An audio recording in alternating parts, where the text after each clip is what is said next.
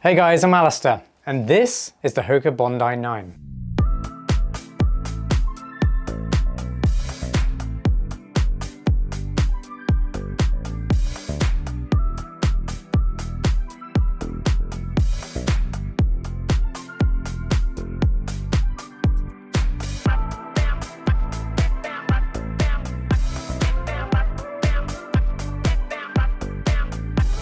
The Bondi 9 is Hoka's latest max cushion daily trainer, and it's really a shoe that performs best for those recovery runs, or if you're on your feet all day long and you like to go for walks.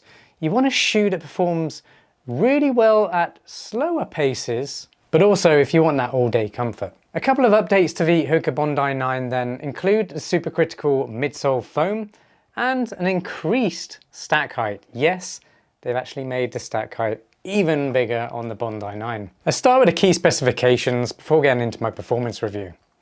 They cost $170.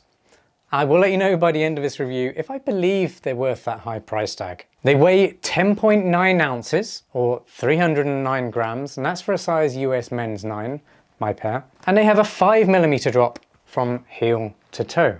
That's 43mm under the heel and 38mm under the forefoot. So there's basically a lot of stack height in this midsole right across it. So it doesn't have a high drop or anything like that. It's actually gonna really encourage a more natural footfall. So I really like that about the Bondi 9. And it's interesting because the Hoka Clifton 10 that I recently reviewed now has an 8mm drop. It did used to have a 5mm drop. And I think because these shoes are starting to become a bit of a overlap shoe, they have very similar uses, or at least they were becoming very much an overlap shoe. I think that's why Hoka went and changed the drop on the Clifton series to an 8mm drop. So that's pretty interesting and worth knowing if you are interested in the Clifton series or if that's one of your favorite shoes. Definitely go check out that review after this one if you are looking to buy the Hoka Clifton 10, which will be out in a few months' time. The midsole is using supercritical EVA foam, which is pretty responsive, it's very cushioned. It's basically a very balanced foam, which gives you a lot of versatility in the shoe, but most of all, lots of comfort. It also has a meta rocker, which all that means is the shape of the midsole is rockered like a rocking chair. So that promotes a nice, smooth heel-to-toe transition for your stride. So you land on your heel, shoe compresses, really creates more of a rocker. Then you hit this forefoot rocker where you see it starting to go up and your foot compresses the shoe and you get a nice smooth roll off. And you really do feel that in the Hoka Bondi 9. The upper is using a nice breathable engineered mesh. It's very comfortable and I really like this new 3D collar that Hoka has introduced. It really helps give you a nice secure fit around the heel for the most part. The outsole is using Durabrasion rubber compound. There are sections where there is no rubber compound, and that's just an extension of the EVA foam wrapping around. But actually, for the most part, the outsole is covered in a rubber compound, which I really like. It's a lot more than the Hoka Clifton 10, which you can see here. There's a lot of exposed foam on the bottom there. So I really appreciate that Hoka has added a lot of better traction on the outsole of the Bondi 9. When it comes to fit, well, they're very much true to size and they have a medium width. But I find there's quite a lot of volume. So if you do have high volume feet, then these will actually get a really nice fit for you. The traditional lacing system does allow for a nice fit on a variety of different shapes of feet. But if you do have wide feet, then you should go for the wide version. The 3D collar that I mentioned before does provide some really good ankle security and support. And the raised midsole sidewalls actually looks like a really high stack height at the back, but actually some of this on the very top of it is actually wrapping around your feet. So it's cradling your foot within the shoe, giving you extra stability. And I really do feel that, and that's just as well because a shoe with such a high stack height and such cushioning does need to have built-in stability. So it does work really well, and if you are a heavier runner, you're a bit worried of the fact that this high stack height might compress, making the shoe rock around in the lateral a lot.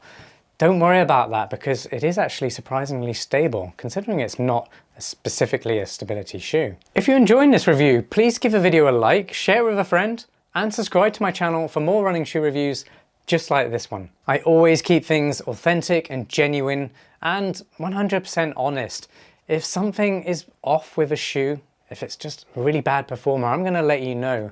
But I'm also going to let you know if it's got real standout features and it's just a fantastic running shoe. You're of course going to know about that too. So definitely subscribe to my channel and I'll see you on the next review. And this is a reminder that I don't just exist on YouTube. I do have a very popular blog, trailandkale.com. Head over there, I've got lots of free training plans. So if you are planning a marathon, maybe an ultra marathon on the trail, 5K, 10K, maybe you're just getting started, or maybe you want to just dip into trail running with your dog.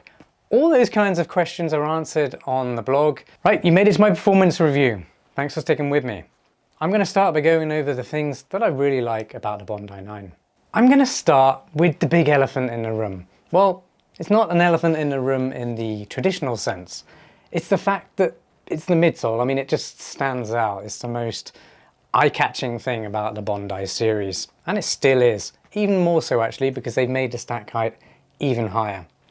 So I'm going to talk about the midsole and the fact that the foam is just really well balanced. It's super soft, so you get a really nice cushioned, comforting ride. For anyone who wants to run slowly or get in recovery miles, maybe you've been doing intense speed sessions earlier in the week, or you just want to build on your base mileage without feeling like you've really gone on a run. They're really that comfortable. That's what this midsole, this supercritical foam in the midsole, and the design of the midsole actually does for you. It's very comfortable, super cushioned, and it's got a bit of response in there as well. I like the fact there's a 5mm drop on the midsole too, because that encourages a nice natural footfall and running form. And because of that, there's plenty of stack under the forefoot. So whether you land on your heel, midfoot or forefoot, you've got a lot of cushioning right across the midsole. So for me, that's the #1 feature that I really like. The next thing, sticking with the midsole, is the meta rocker. What the heck is meta rocker anyway? Well, it's the geometry of the midsole and the fact it rocks. I alluded to this earlier on. But that rocking really makes the footfall and transition feel that little bit smoother. There's not a huge rocker at the rear, but what the shoe does, because the stack is so high, it compresses when you land on the heel, creating the rocker and allowing you to roll towards the forefoot, and the shoe will flex, and there is actually a pretty more pronounced rocker at the forefoot. You can see it here going upwards. Well, when you flex, that creates even more of a nice smooth curve and a rocker geometry. And that just makes the whole transition from footfall to takeoff that much smoother. So if you are running longer distances, or you're walking all day, or you're on your feet all day, having a nice smooth transition, well, you'll really notice that on your knees and joints, because you don't have that clunky kind of motion as you walk. It's a lot smoother, and you'll notice this by the end of a longer run or long day on your feet. I really like the raised sidewalls on this midsole geometry.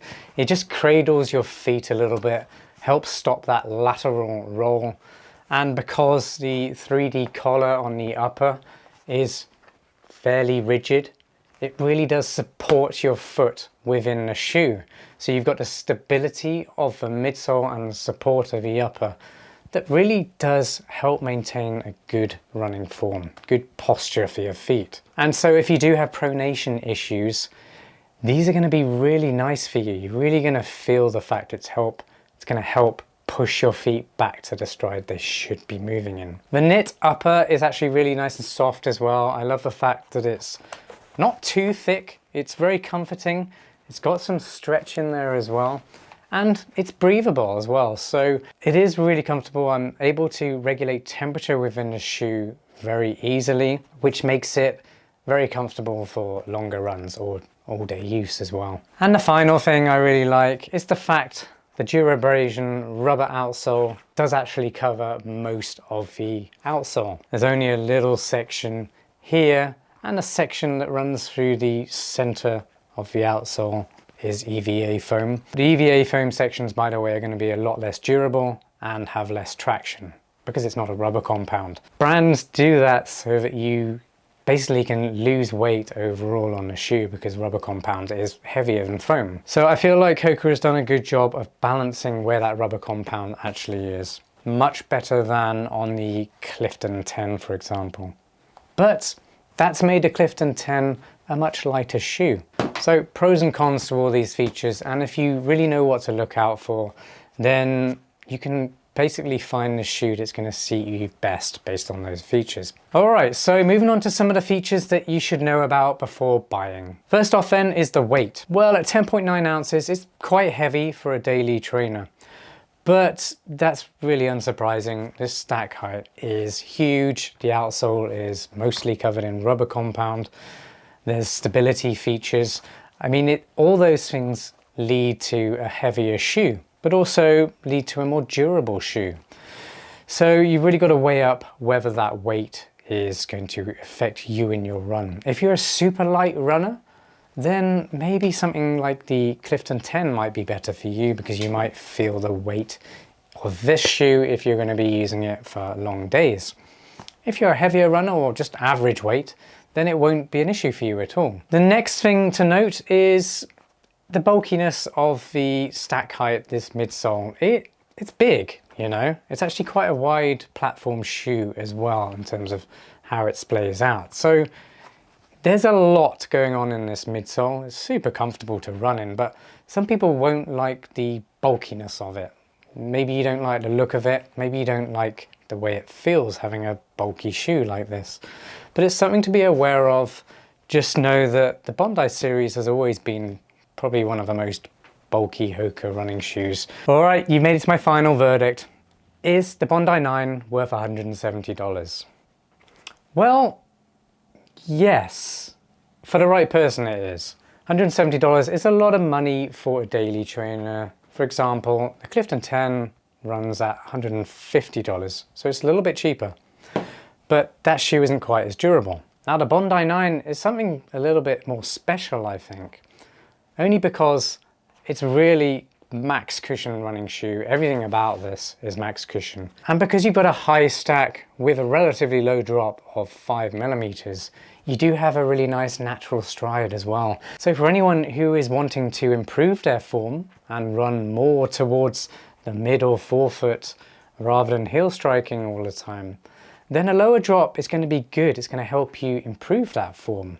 So I really like that the Bondi has this lower drop. The Clifton used to have it, now it doesn't. So the Bondi 9 really is a solid choice for anyone who wants a shoe that will handle easy miles, recovery miles, or anyone who wants maximum comfort for spending the whole day on your feet. Maybe you work as a doctor or a nurse, or you're a dog walker. The Hoka Bondi 9 is really good for that. Don't go looking at the Bondi 9 for anything faster than recovery runs though. It's certainly not a speed training shoe. Nothing about the bulkiness of this says speed training. If you're looking for a faster tempo speed training shoe, look at my speed training shoe roundup up there, or again I'm going to put a link in the description. That'll help you find more lightweight, more responsive running shoes for doing things like interval training and tempo runs. Hopefully now you've got a better understanding of what the Hoka Bondi 9 is all about. But if you still have questions, just let me know in the comments down below and I'll get back to you. And if you're still not sure if these are for you, maybe you're looking at a different shoe, let me know in the comments. Let me know your specific situation, your circumstances for what kind of running you want to do. Maybe you need a stability shoe. Maybe you're in a high humidity area. Give me all those details and I'll get you hooked up with the best running shoes for you. I'm a bit of a savant when it comes to this. Well, thanks for watching. I really hope you enjoyed this review. Be sure to give this video a like, share it with a friend, and subscribe to my channel for more running shoe reviews just like this one. Thanks again. I'll see you next time. Peace.